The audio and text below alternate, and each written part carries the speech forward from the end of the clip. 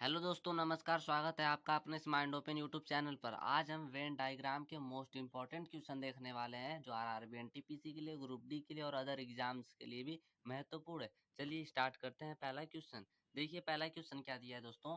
When आरेख का चयन करें जो निम्नलिखित के बीच संबंध को सर्वोत्तम रूप से दर्शाता है। देखिए दोस्तों, यहाँ पर हवा महल दिया है, जयपुर दिया है, राजस्थान दिया है। पहले समझने का प्रयास करिए कि हवा महल क्या चीज होता है, जयपुर क्या और राजस्थान क्या है। अच्छा, आप जानते होंगे कि राजस्थान एक राज्य है, भारत का क्या एक है राज्य है, राजस्थान। ठीक है, अब राजस्थान के देखेंगे अंतर्गत जयपुर आता है, क्योंकि राजस्थान की राजधानी क्या होती है दोस्तों, जयपुर होती है।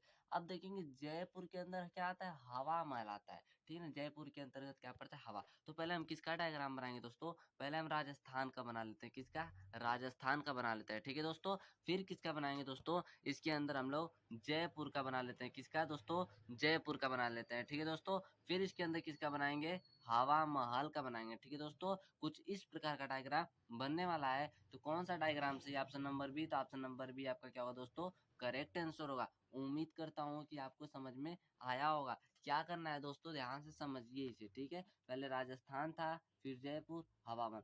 हवामहल जो है जयपुर में पड़ता है और जयपुर राजस्थान के अंतर्गत पड़ता है। तो कुछ इस प्रकार का डायग्राम बना और ये ऑप्शन क्या हुआ, राइट हुआ। ठीक है, चलिए नेक्स्ट क्वेश्चन चलते हैं। देखिए दूसरा क्वेश्चन क्या दिया है दोस्तों, यहाँ पर ध्यान से देखेंगे। इसमें देखिए वेन आरेख का चयन करें जो निम्नलिखित के बीच संबंध को सर्वोत्तम रूप से दर्शाता है। देखिए दोस्तों, यहाँ पर संगीत दिया है, नृत्य दिया है, ध्वनि दिया है। अच्छा, आप ये पता करेंगे कि संगीत का क्या संबंध है नृत्य से, या संगीत का क्या संबंध है ध्वनि से, या नृत्य का कोई ध्वनि से संबंध है, या नृत्य का संगीत से संबंध है। तो आप ध्यान देंगे दोस्तों, अगर ध्यान से देखेंगे तो देखिए, जो संगीत होती है, संगीत में क्या होती है दोस्तों, ध्वनि होती है। संगीत में क्या होती है, ध्वनि। क्योंकि जब संगीत करेंगे तो ध्वनि उत्पन्न जाहिर सी बात है कि होगी। लेकिन संगीत का संबंध नृत्य से नहीं होता है। ठीक है दोस्तों, यह नहीं कहेंगे कि जब संगीत भाई नृत्य भी नहीं, संगीत का संबंध नृत्य से नहीं होगा, सिर्फ संगीत का संबंध ध्वनि से होगा। तो कुछ इस प्रकार का डायग्राम बनेगा। हम लोग ध्वनि का डायग्राम बनाए, क्योंकि ध्वनि में ही क्या आएगा, संगीत आएगा।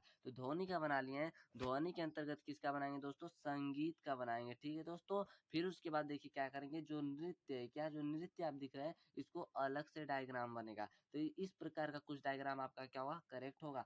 तो ऑप्शन में ऐसा डायग्राम आपको दिख रहा है कहीं, तो ऑप्शन नंबर ए, तो ऑप्शन नंबर ए आपका क्या होगा, करेक्ट आंसर होगा। चलिए नेक्स्ट क्वेश्चन पे दोस्तों, यहाँ आप देखिएगा क्या दिया है। इसमें भी देखिए वेन आरेख का चयन कर जो निम्नलिखित के बीच संबंध को सर्वोत्तम रूप से दर्शाता है। देखिए यहाँ पर शिशु दिया है, नर दिया है, पिता दिया है। आप इनमें संबंध पहले पता कीजिए, शिशु का संबंध कैसे नर से है और नर का संबंध कैसे पिता से है। ठीक है, या शिशु का पिता से कोई संबंध है क्या, यह आपको पता करना है। अच्छा, देखिए आप जो नर दिया, नर का मतलब क्या होता है, मादा। क्या होता है दोस्तों, मादा। सॉरी, देखिए यहाँ पर नर दिया और यहाँ पर मादा अगर आ जाएगा, मादा का मतलब होता है महिला और नर का मतलब होता है पुरुष। ये याद रखिएगा। ठीक है दोस्तों, चलिए तो ध्यान से देखिएगा इसको कैसे करते हैं। नर मतलब क्या होता है दोस्तों, पुरुष होता है, याद रखिएगा। और मादा मतलब महिला होती है। अच्छा देखिए, जो पुरुष होता है, नर मतलब पुरुष है, पिता है, तो पिता भी तो एक पुरुष होता है। क्या होता है दोस्तों, पिता भी तो एक पुरुष होता है। और शिशु भी क्या होता है, पुरुष हो सकता है। लेकिन यहाँ पर ये नहीं पता है कि पुरुष है शिशु की क्या है, महिला है। ठीक है ना, क्योंकि शिशु में क्या हो जाए, लड़की भी हो सकता है और लड़का भी हो सकता है। तो कुछ इस प्रकार डायग्राम बनेगा। जो नर का हम क्या करते हैं, पुरुष का डायग्राम बना लेते हैं दोस्तों। किसका, ये पुरुष का डायग्राम। पुरुष के अंतर्गत क्या आएगा दोस्तों, पिता भी आएगा। क्या आएगा, पिता भी। अच्छा, शिशु भी आएगा क्या, देखेंगे तो शिशु देखिए, नर तो होगा लेकिन पिता नहीं होगा। शिशु कुछ जो शिशु होंगे वो नर हो सकते हैं, लेकिन पिता तो नहीं सकते, क्योंकि पिता किसे कहते हैं, जिसकी शादी हो चुकी हो। तो अभी तो ये शिशु है, तो शिशु कुछ शिशु हो सकते हैं। मतलब जो नर है वह उसमें कुछ शिशु ही होंगे और कुछ शिशु नहीं होंगे। क्यों, क्योंकि कुछ शिशु तो लड़कियां भी हो सकती हैं। इसलिए कुछ इस प्रकार का डायग्राम बनेगा। और ऑप्शन में आपको इस प्रकार का डायग्राम कहीं दिख रहा होगा, तो ऑप्शन नंबर बी में, तो ऑप्शन नंबर बी आपका क्या है दोस्तों, करेक्ट आंसर है। चलिए नेक्स्ट क्वेश्चन में दोस्तों, यहाँ पर देखिए क्या दिया गया है। वेन आरेख का चयन करें जो निम्नलिखित के बीच संबंध को सर्वोत्तम रूप से दर्शाता है। आंख है, कान है, संवेदी अंग है। ठीक है, अच्छा, जो संवेदी अंग होता है, ठीक है ना? अब संवेदी अंग का देखेंगे संबंध क्या आँख से है कि कान से? अब देखेंगे जो संवेदी अंग का हम डायग्राम कुछ बनाते हैं, तो संवेदी अंग का डायग्राम कुछ इस प्रकार बना लेते हैं, ठीक है दोस्तों? अब देखिए, आँख जो होता है और कान होता है, ये अलग-अलग होते हैं, एक नहीं होते हैं, ठीक है? आँख भी अलग होता है और कान भी। तो देखिए इसी के अंतर्गत संवेदी अंग के अंतर्गत आँख और कान आएँगे। लेकिन जो कान होगा उसको हम अलग बना लेंगे और जो आँख होगा उसको हम अलग बना लेंगे। कुछ इस प्रकार का डायग्राम बनाएँगे, ठीक है दोस्तों? तो कौन-सा डायग्राम सही होगा दोस्तों? ऑप्शन नंबर बी, तो ऑप्शन नंबर बी आपका क्या होगा दोस्तों? करेक्ट आंसर होगा। चलिए नेक्स्ट क्वेश्चन में दोस्तों, यहाँ पे देखिए क्या दिया गया है। ध्यान से अगर देंगे दोस्तों यहाँ पर वेन आरेख का चयन करें जो निम्नलिखित के बीच संबंध को सर्वोत्तम रूप से दर्शाता है। यहाँ पे देखिए एशिया दिया है, नेपाल दिया है, भारत दिया है। अच्छा, आप पता करेंगे क्या एशिया का संबंध नेपाल से है, नेपाल का संबंध कैसे भारत से है, क्या भारत का संबंध एशिया से, कुछ इस प्रकार पता करेंगे। अच्छा, आप जानते हो कि नेपाल और जो भारत है यह एक नहीं है, यह अलग-अलग क्या है, एक देश है। लेकिन एशिया क्या चीज़ होती है?